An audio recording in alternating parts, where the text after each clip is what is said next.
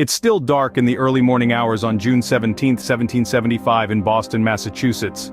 1,200 men from the Continental Army are still awake after spending the entire night creating a fortress against the British.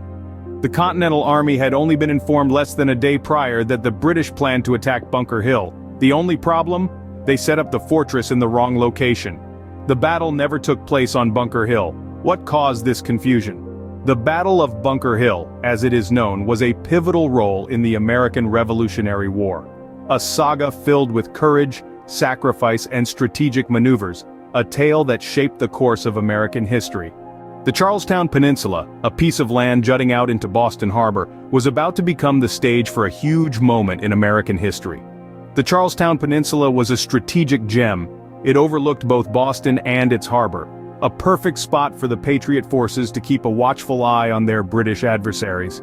Bunker Hill was chosen because it was the highest point on the peninsula, and created a stronghold from which they could mount a defense or launch an attack. But as dawn broke on that fateful day, a ripple of confusion swept through the Patriots. You see, there were two hills on the peninsula, Bunker Hill and Breed's Hill. Colonel William Prescott was put in charge and he chose Breed's Hill, either due to a misunderstanding or a strategic decision. The orders were clear: fortify Bunker Hill. But the two hills became indistinguishable from one another. The name Bunker Hill, however, had already been circulated in the orders and plans, and it stuck. Under this confusion, a contingent of Patriot forces, led by Colonel William Prescott, began to build fortifications. Only they weren't on Bunker Hill. They were on Breed's Hill, a location closer to the British and far more vulnerable. The error was realized too late. Everything was already in place, and there was no time to rectify the mistake. The Patriots were committed to defending Breed's Hill. The confusion, however, didn't end there. Even as the battle raged, many still believed they were fighting on Bunker Hill. The name stuck, and despite the battle actually taking place on Breed's Hill, history remembers it as the Battle of Bunker Hill. This strategic blunder set the stage for the battle that would forever be known as the Battle of Bunker Hill. The stage was set, the actors were in place.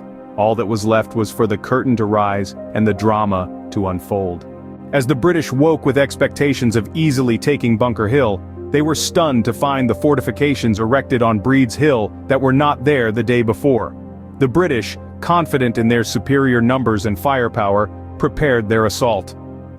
The American forces, though outnumbered, were not to be easily defeated. They held their ground, their hearts filled with the fire of patriotism and a burning desire for liberty. Each man stood resolute, ready to give everything for the cause they believed in. Then came the famous order that would echo through the annals of history: "Don't fire until you see the whites of their eyes." This command, given by the American leadership, was an ingenious strategy designed to conserve their limited ammunition and increase the effectiveness of their shots. The first British assault was met with a hail of deadly fire from the American forces, surprising the British and forcing them to retreat. The British regrouped and charged again, only to be repelled once more by the determined American defenders. But the American forces could not hold out indefinitely. With each British assault, their ammunition supplies dwindled. By the time the third British charge came, the Americans were nearly out of ammunition. They fought with all they had left, using bayonets, stones, and even their fists in a desperate attempt to hold their ground. Despite their valiant efforts, the American forces ultimately retreated, leaving the British in control of the Charlestown Peninsula. The British won the battle, however. The price they paid was much higher than the Americans, because far more British soldiers were killed and wounded than American. The Battle of Bunker Hill, as it would come to be known, was a testament to the courage and determination of the American forces. It was a clear signal to the British that the colonists were prepared to fight for their freedom, no matter the cost. The aftermath of the battle painted a grim picture. When the smoke cleared, the British began to realize the cost for their victory. 50% more British soldiers were killed, and 37% more British soldiers were injured. So, although technically a win for the crown, the battle was a moral victory for the Continental Army. It showed their resilience and courage, proving they could stand their ground against the intimidating redcoats.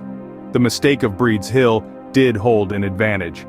Even though it left them vulnerable to the full force of the British Army, its proximity to Boston gave the Americans a vantage point to rain fire down on the city and the British ships in the harbor.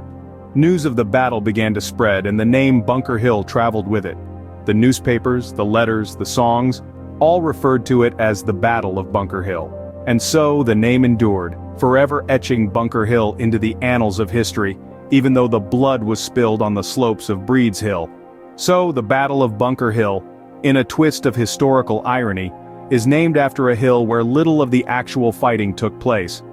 The Battle of Bunker Hill may have been a loss, but it had far-reaching positive impacts for the American forces. This battle was more than just a clash of arms. It was a statement of intent, a declaration of courage, and a glimpse into the future of a nation yet to be born.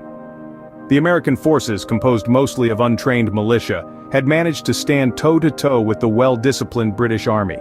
The bravery and resilience displayed by these citizen soldiers gave hope across the 13 colonies.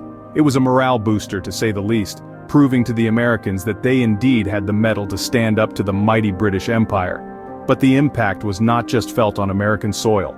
Across the Atlantic, news of the battle forced the British to rethink their strategy.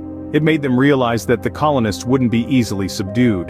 The British generals began to avoid direct confrontations, and only engage the Americans from a distance. Furthermore, the Battle of Bunker Hill was a wake-up call for the British government. They could no longer dismiss the American Revolution as a minor rebellion. It was clear that the fight for American independence was a full-fledged war, one that would require a substantial commitment of resources and manpower. So, you see, the Battle of Bunker Hill bolstered American resolve, altered British tactics, and changed the dynamics of the war. It marked a turning point in the American Revolutionary War, shaping the course of history. Its memory even today serves as a reminder of the sacrifices made for the liberties we cherish today. Please let me know in the comments what you'd like to see a video on next. If you'd be so kind to click subscribe for more historical videos, I'd be very grateful.